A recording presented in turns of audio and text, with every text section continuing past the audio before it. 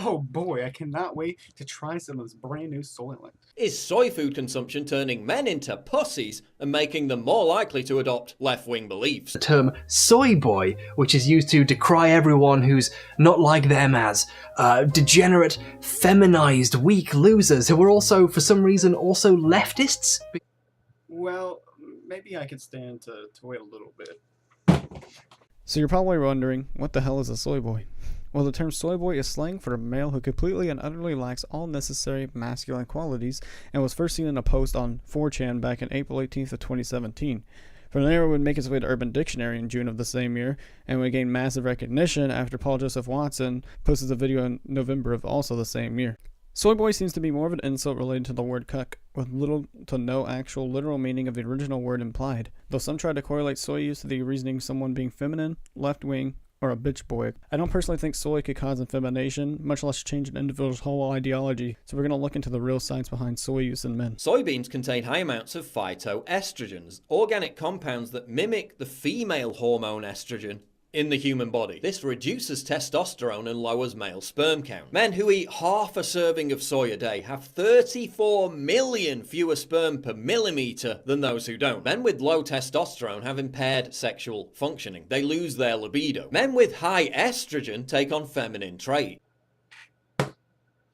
To begin, we must acknowledge that soy does indeed contain isoflavone phytoestrogens, which are similar in composition to estrogen hormones, that would be responsible for effemination if it did occur.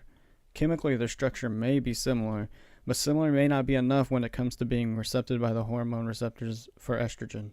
I think HBomberGuy does a pretty good job explaining this. So, to sum up, some plants make a hormone that looks like estrogen in composition, but doesn't have the same effect because it's actually a very different chemical. However, some people who don't know that and can't be bothered to check saw the word estrogen and leapt to conclusions that it must be feminizing the same way estrogen is. The way science classifies and names chemicals has effectively tricked a bunch of people who don't know better into making wild assumptions when the data shows otherwise. I do want to clear up, phytoestrogen is similar enough to estrogen it can be picked up by estrogen receptors. That's why it's been helpful in postmenopause and premature ovarian failure treatment. So HBomberGuy isn't fully correct here.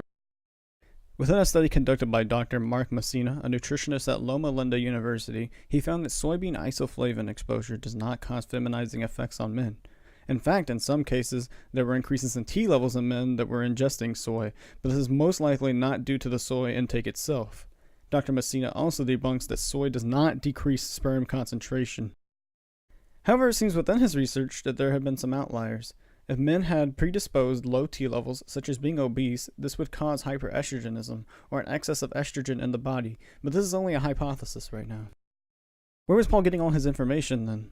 Well, he was getting it from a study conducted 10 years before Messina's, and upon the time at which Paul made his video, Messina's research was already completed and published.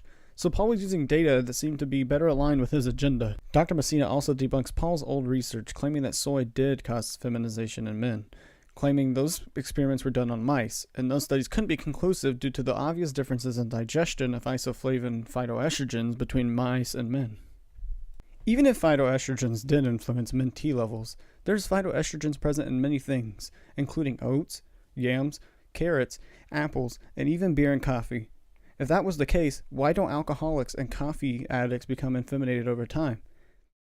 Within Paul's video, he tells the story of James Price, a retired U.S. Army intelligence officer who has begun developing gynecomastia. After retired US Army intelligence officer James Price was diagnosed with gynecomastia, he was found to have estrogen levels in his bloodstream 8 times the normal limit for men. Take a rough guess at what Price's favourite drink was. Soy milk. Paul apparently claims this is due to his normal habit of drinking soy milk. However, in another Men's Health article, which Paul chose to omit for some reason, it is found that Price was consuming more than 9 times the amount the typical Japanese intake and 3 times the amount used in long-term clinical trials for menopause therapy.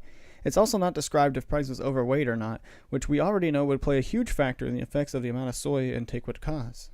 But wait, before we go too far, Paul, doesn't InfoWars product Brain Force contain soy itself? On top of this, sorry to break it to you, Paul, but milk contains high levels of real estrogen.